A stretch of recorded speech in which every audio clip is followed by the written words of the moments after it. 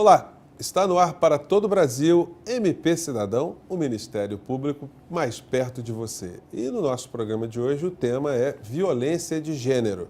E para debater o assunto nós convidamos as promotoras de justiça Lúcia Eloísio e Alexandra Carvalho Feres, elas que são coordenadoras do Centro de Apoio Operacional das Promotorias de Justiça de Violência Doméstica contra a Mulher, o CAU Violência Doméstica em Núcleo de Gênero. Sejam muito bem-vindas e para introduzir o nosso tema de hoje, que é violência de gênero, né, eu convido as nossas promotoras e você, nosso telespectador, para assistir um vídeo que contém alguns dados sobre essa triste realidade do nosso país. Acompanhe conosco. Pense nas 5 mulheres mais importantes da sua vida. Se levarmos em conta as estatísticas brasileiras, pelo menos uma delas pode já ter sofrido violência doméstica. A violência contra a mulher é democrática. Segundo a Organização Mundial da Saúde, ela acontece em todos os grupos sociais, religiosos, culturais e econômicos, e das mais distintas maneiras. De acordo com a Lei Maria da Penha, uma mulher pode sofrer violência física, psicológica, sexual, patrimonial e moral. A maioria das mulheres vítimas de violência são agredidas pelos seus companheiros ou ex-companheiros, tanto em casa como na rua. E isso acontece o tempo todo. A cada 17 minutos, uma mulher é agredida fisicamente no Brasil. De meia em meia hora, alguém sofre violência psicológica ou moral. A cada 3 horas, alguém relata um caso de cárcere privado. Em um mesmo dia, 8 casos de violência sexual são descobertos no país. E toda semana, 33 mulheres são assassinadas por parceiros antigos ou atuais. O ataque é semanal para 75% das vítimas, situação que se repete por até 5 anos. Essa violência também atinge a parte mais vulnerável da família. A grande maioria dessas mulheres é mãe, e os filhos acabam presenciando ou sofrendo as agressões. Por que essas mulheres não acabam com isso? Porque não é tão simples. Elas costumam relatar que sentem medo de uma agressão ainda pior ou até mesmo um homicídio depois da denúncia. Há também o receio de que possam acabar saindo como vilãs. Além disso, muitas dependem financeiramente do agressor e não recebem apoio emocional de familiares ou conhecidos. Outro desestímulo é a falta de punição adequada para o agressor. Ele só fica atrás das grades de 3 meses a 3 anos. Isso quando fica. A razão de todo esse problema é histórica. A igualdade de gênero perante a lei é uma questão muito recente no Brasil. Até 1940, existia a Lei da Honra, que anulava a culpa do marido caso ele assassinasse a esposa que o havia traído. Lá fora, em países como o Egito, essa lei é válida até hoje. Por aqui, o caminho é aproveitar datas como o Dia da Mulher para deixar claro que esse tipo de violência não é aceitável e que quando o agressor não percebe isso, a única saída é meter a colher, sim.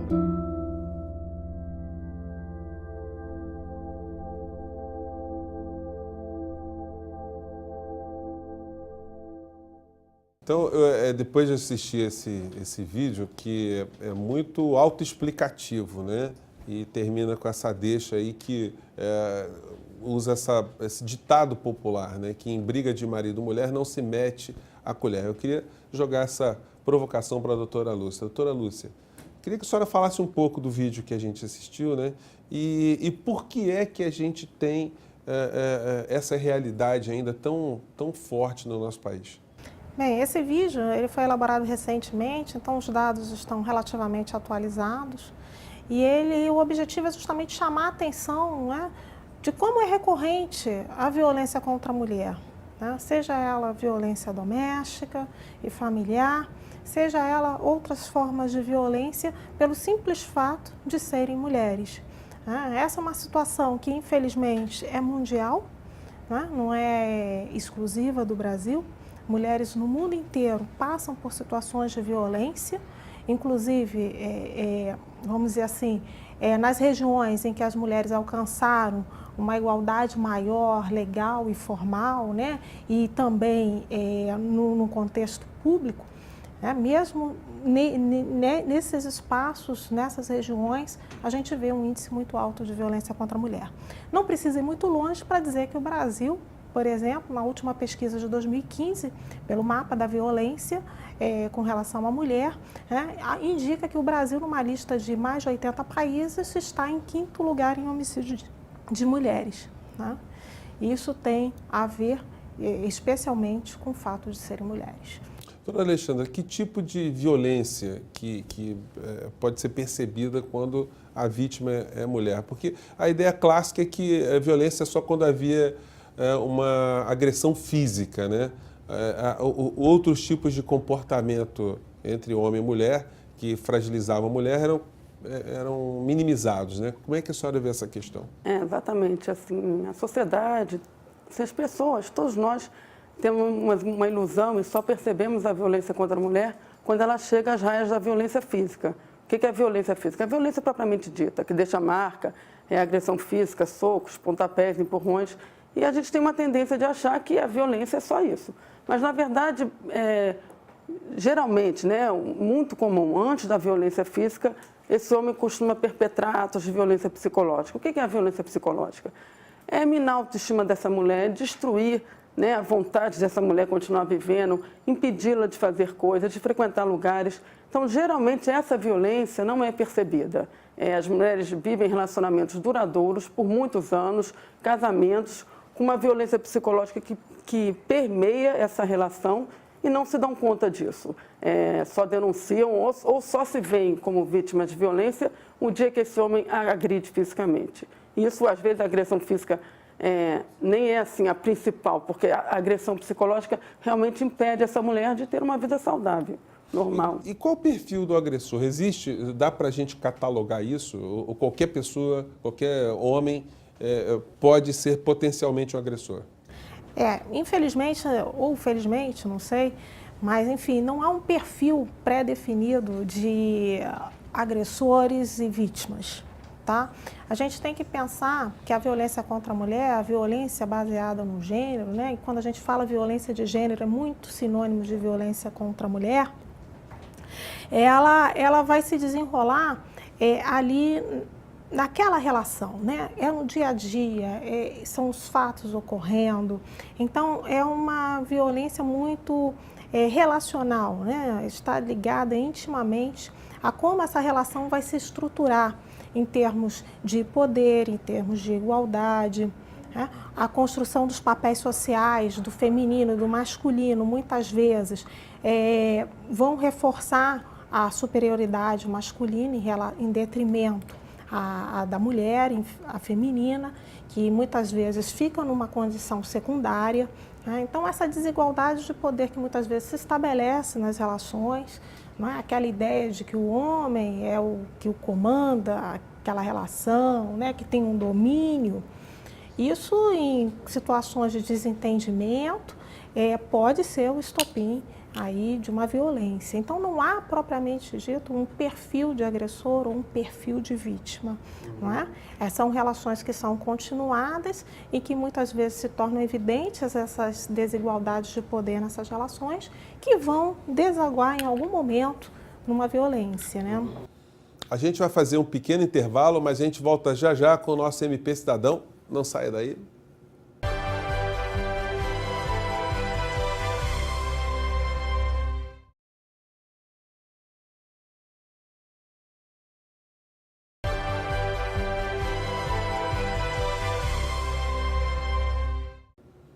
E nós estamos de volta com o MP Cidadão e o tema de hoje é violência de gênero.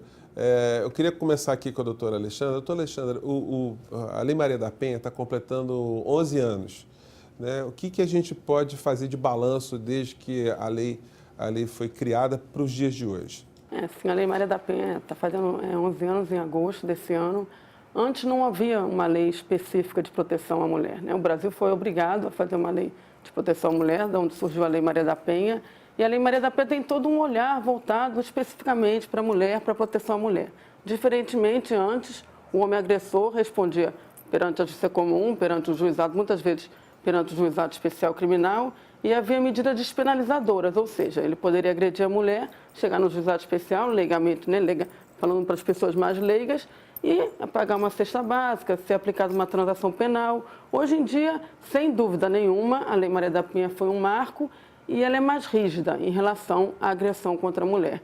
Então, assim, ela ficou muito conhecida, ela é muito falada, as medidas protetivas foram uma inovação que não havia até então no Brasil. Então, assim, sem dúvida nenhuma, eu acho que a Lei Maria da Penha, como a gente fala assim, ela pegou. É uma lei muito conhecida, como eu estava falando, muito falada, e é uma lei mais rigorosa, com uma punição mais eficiente em relação aos agressores e, consequentemente, com uma proteção maior às mulheres agredidas.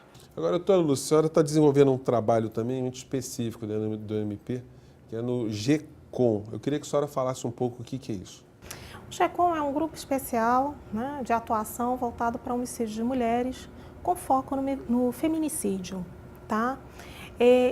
O objetivo desse grupo é justamente de prestar auxílio aos colegas, aos promotores de justiça, que possuem investigações em curso, né, que versem sobre feminicídio.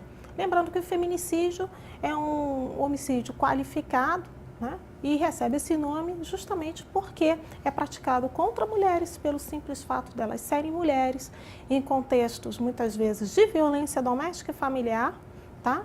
Ou em situações de menosprezo à condição feminina. Então, ele tem as suas particularidades, né? A lei do feminicídio ela é recente, ela entrou em vigor no dia 10 de março de 2015 e a gente traz essa proposta aí de tentar também acelerar, né, essas investigações, enfim, dando o suporte necessário a todos os colegas que necessitarem, que solicitarem o auxílio do grupo. Doutora Alexandra, se afirma ainda que as mulheres continuam caladas, né, diante de um quadro de violência doméstica ou de violência contra ela, né? Por que isso acontece? Eu acho que basicamente, sim, são inúmeros fatores, mas acho que o principal elas têm medo. Medo de denunciar, medo de que aquele agressor retorne para casa. Muitas vezes elas são dependentes, não só financeiramente, mas emocionalmente daquele companheiro. É toda uma série de fatores, a gente observa que é toda uma série de fatores a desencorajar as mulheres a denunciarem. A Lei Maria da Penha, sem dúvida nenhuma, foi um avanço, as mulheres passaram a denunciar mais, mas é uma gama de fatores, a própria família, os familiares. A mulher se sente muitas vezes responsável pela manutenção da família e, consequentemente, se ela denunciar, ela vai se sentir responsável pela destruição daquela família. Ou seja, o sujeito muitas vezes é o agressor e ela se vê culpada por estar denunciando aquele sujeito. Eu costumo dizer que o crime da Lei Maria da Penha é um crime diferente. Você está denunciando uma pessoa com a qual você convive, com a qual você tem uma relação de afeto. É muito diferente de uma vara criminal comum. Então, é muito difícil para as mulheres se despir desse sentimento de quem ela gosta, de quem ela escolheu para ser seu companheiro ou seu namorado e denunciar aquele sujeito. É complicado. A gente tem a questão da dependência emocional, a dependência afetiva, isso conta também. Tem a questão do medo, que a Alexandra já falou, não é? E também tem muitas dúvidas. Às vezes as mulheres, elas têm o receio mesmo de denunciar, né? E a partir daí, o que vai acontecer? Quais vão ser os meus direitos? O que eu posso postular, né? E essas medidas protetivas, então as mulheres têm muitas dúvidas, sim, de como vai se desenrolar aquele processo na justiça, né? De como vai ser aquele requerimento de protetivas. Por isso é importante a mulher buscar sempre informação, tá? E para isso a gente tem muitas vezes os centros especializados de atendimento à mulher, que prestam também breves orientações jurídicas. Lembramos que existe o Núcleo de Defesa dos Direitos da Mulher da Defensoria Pública também, que é justamente o ponto para ela buscar a orientação jurídica. Isso é importante a gente lembrar, a gente falar, às vezes ela tem dúvidas, ela tem questões também que vão ser levadas para a vara de família, né? Questões de guarda, alimentos, visitas, e como é que fica tudo isso, quando ela decide se separar e pôr fim àquela relação abusiva. Então, informação é, antes de tudo, extremamente necessária para que aquela mulher possa se fortalecer e ter, assim, melhores condições de definir os próprios rumos de sua vida. Sim, doutora Lúcia, mas tem a questão hoje que está muito atual, que é a questão de violência homoafetiva. Entra também no âmbito da violência doméstica, está no mesmo âmbito de discussão, de abrangência do nosso tema de hoje? Quando nós temos uma relação homoafetiva feminina, tá? Essa relação ela está também protegida, abraçada, vamos dizer assim, pela Lei Maria da Penha. porque a Lei Maria da Penha visa a proteção da mulher independentemente de sua orientação sexual. Então, nesse aspecto está tranquilo. Tá? Vem se desenvolvendo também um entendimento mais recente, que vem ganhando força, né? Que é com relação às transgêneros femininas também. Tá? Então, entendendo que se ela assumiu a condição feminina, em tese você poderia aplicar a Lei Maria da Penha se ela estiver numa relação íntima de afeto que seja abusiva. Inclusive, esse é um dado que consta recentemente das diretrizes de investigação e processamento com perspectiva de gênero, tá? Que toca justamente os crimes praticados em contexto de violência doméstica e familiar. Né? Em uma das orientações dessas diretrizes, que foram inclusive, vamos dizer assim, financiadas pelo Eurosocial e foram adaptadas para o nosso sistema brasileiro, né? de investigação, de responsabilização, lá frisa expressamente que se deve entender que a violência baseada no gênero pode atingir, inclusive, a questão dos transgêneros também femininos, tá? Agora, se nós tivermos uma relação homoafetiva masculina, aí é diferente, porque como a gente não vai ter em nenhum dos polos uma figura que tenha, vamos dizer assim, afeição com o gênero feminino, né, que não se apresente efetivamente como mulher, aí a gente não vai poder aplicar os dispositivos da Lei Maria da Penha. Mas essas pessoas não estão sem a proteção legal, isso é importante a gente dizer, né? Porque as agressões que possam acontecer nessas relações, elas eventualmente também vão constituir crimes, né? Que estão previstos no Código Penal. Agora, doutora Alexandra, é meio complicado também, porque a gente mistura afeto e atos de violência, né? Tem pessoas que se nutrem de relações violentas, né? E como é que ficam os terceiros? Aquela coisa lá na abertura, né? Até onde se deve meter a colher numa relação que agride a quem tem que estar do lado de fora, né? Mas que dentro daquele contexto das duas pessoas está dentro de uma lógica que elas aceitam. Assim, aparentemente, é isso que você falou, está dentro daquele contexto, está dentro de uma lógica que elas aceitam. Você pode ter do lado de fora uma visão de que aquela relação é doentia. Ok, mas a partir do momento que você não vislumbra atos de violência, a campanha fala, né, mete a colher quando tem violência prevista, né, na Lei Maria da Penha. Então, a relação é doentia, mas não tem atos de violência, cada um leva a sua vida da maneira que quer. Agora, a partir do momento que você vislumbra até a violência psicológica, que é mais difícil da mulher perceber, aí tem que ser denunciado sim. Ou então, no mínimo, tem que ser alertado aquela mulher, se você tiver alguma relação com ela, olha, isso é violência psicológica. É interessante conversar, né? Colocar, você percebeu que ali a pessoa está sendo de alguma forma limitada com a vítima. Né? Exato, começar a chamar a atenção. Você já percebeu que o seu companheiro, enfim, o seu namorado, ele a todo instante tenta, por exemplo, desqualificá-la, né? Já percebeu isso, né? Esse comportamento pode evoluir ao longo do tempo, né? Pode transformar essa relação numa relação com abusos ou com violência, restrições à sua liberdade, né? Que muitas vezes vem de forma velada, não é algo explícito. Às vezes uma pessoa mais sensível vai perceber o que está acontecendo, né?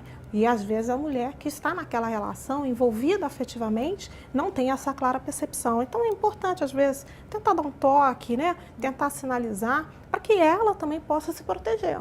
Porque a tendência é dessa violência agravar. Né? Ao longo do tempo, a tendência da violência agravar. Então, via de regra, o que a gente observa são pequenos atos de controle, né? Muito sutis, que vão evoluindo até que podem chegar a um ponto tal que aí sim vai gerar efetivamente uma lesão corporal ou uma ameaça, né? Se você continuar assim, você não vai ser minha, você não vai ser de ninguém mais, né? Essa é a ameaça clássica da violência contra a mulher. Então, é essa atenção que é necessária ter. Bom, o programa está muito bacana, mas a gente vai ter que fazer agora o último intervalo. Não saia daí porque a gente volta já já.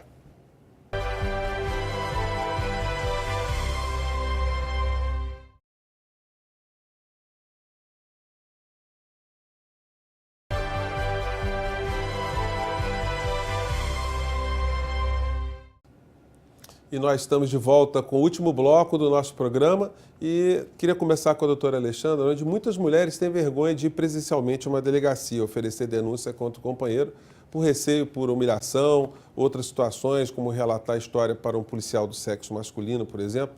Existe um canal para que essas denúncias sejam feitas? E quais são os núcleos de atendimento à mulher? Fala um pouco para a gente sobre isso. As mulheres têm receio porque muitas vezes elas chegam na delegacia, na maioria das vezes, são atendidas por homens, né, por policiais, por inspetores do sexo masculino e ficam constrangidas mesmo de relatar, né, o ocorrido. Então, a gente aconselha, se for possível, se tiver delegacia especializada de atendimento à mulher próximo a essa mulher, que ela vá numa DEAN, que é uma delegacia especializada justamente para casos de violência doméstica. E caso não haja, nós temos, né, o Ministério Público do Estado do Rio de Janeiro tem um canal da ouvidoria, que é 127, e que ela liga e pode relatar o que ocorreu, e assim, muitas vezes, se não quiser ser identificada, não vai ser presencialmente.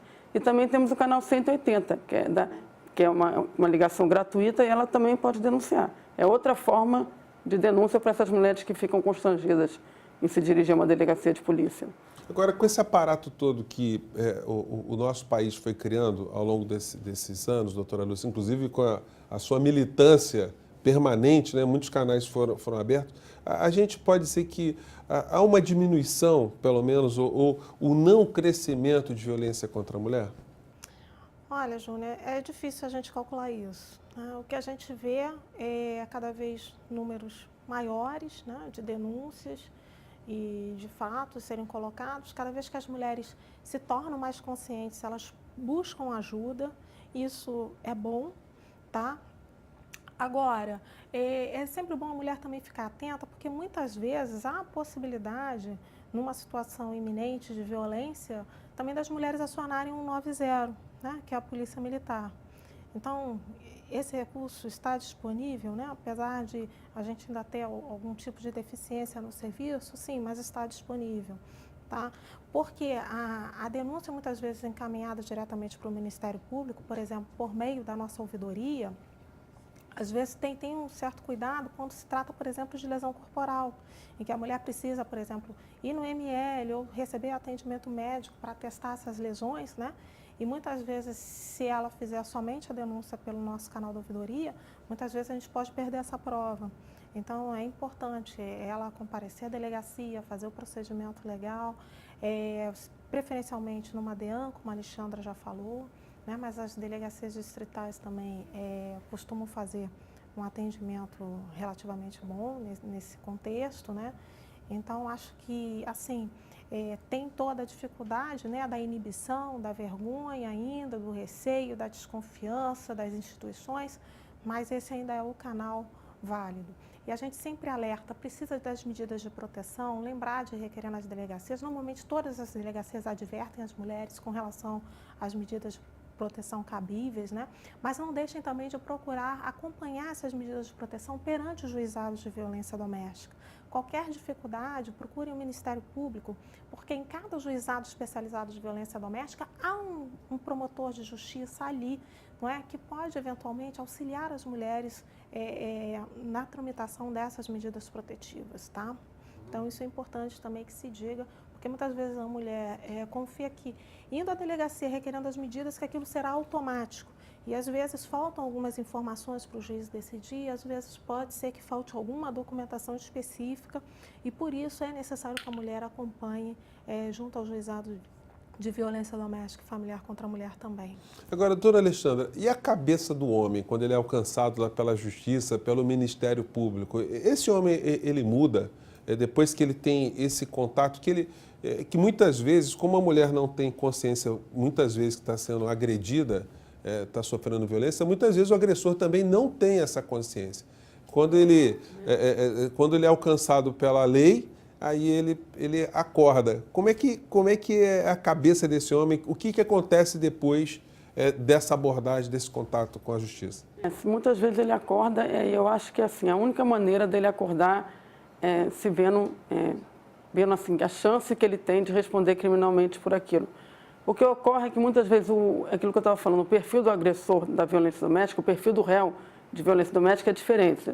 Ele geralmente é um cara bacana, ele bebe com você chopp, ele é um bom trabalhador, e aí as pessoas se surpreendem. Pô, mas o cara era tão bacana, o que ele está fazendo lá? Não, ele bate na mulher e ele não se vê como criminoso, ele não se enxerga como criminoso. Muitas vezes ele está lá olhando o promotor E o juiz, o que eu estou fazendo aqui? Ah, porque eu estou batendo na minha mulher, mas a mulher é minha, eu posso bater na mulher. Então, assim, a esperança, e muitos juizados, a gente está tentando implantar isso aqui, é um perfil, assim, encaminhar esse homem também para recuperação, né?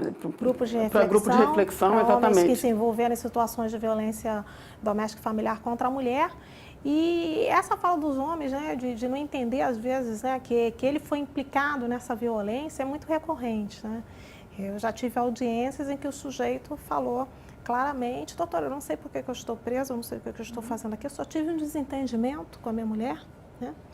Então, é essa a ideia, né, de que o homem ainda pode, nesse contexto mais íntimo, né, vamos dizer assim, eventualmente praticar uma violência contra a mulher, né? Mas o que a gente deve dizer é: esse tipo de violência não é mais tolerada, né? E eu acho que quando eles chegam numa audiência, eles percebem, eles se dão conta disso. A ficha literalmente cai, né? Então, pelo aspecto preventivo, é também extremamente útil a aplicação correta da lei. Bom, e com essa fala da doutora Lúcia, infelizmente, o nosso MP Cidadão fica por aqui e eu gostaria muito de agradecer mais uma vez a participação das promotoras de justiça Lúcia Heloísio e Alexandra Carvalho Feres, elas que são coordenadoras do Centro de Apoio Operacional das Promotorias de Justiça de Violência Doméstica contra a Mulher, o CAU Violência Doméstica e Núcleo de Gênero. E você também pode acompanhar através das nossas redes sociais, mandar críticas e sugestões para o nosso e-mail, que está aparecendo aí na base do seu vídeo. A gente se encontra na próxima semana e um forte abraço e até lá!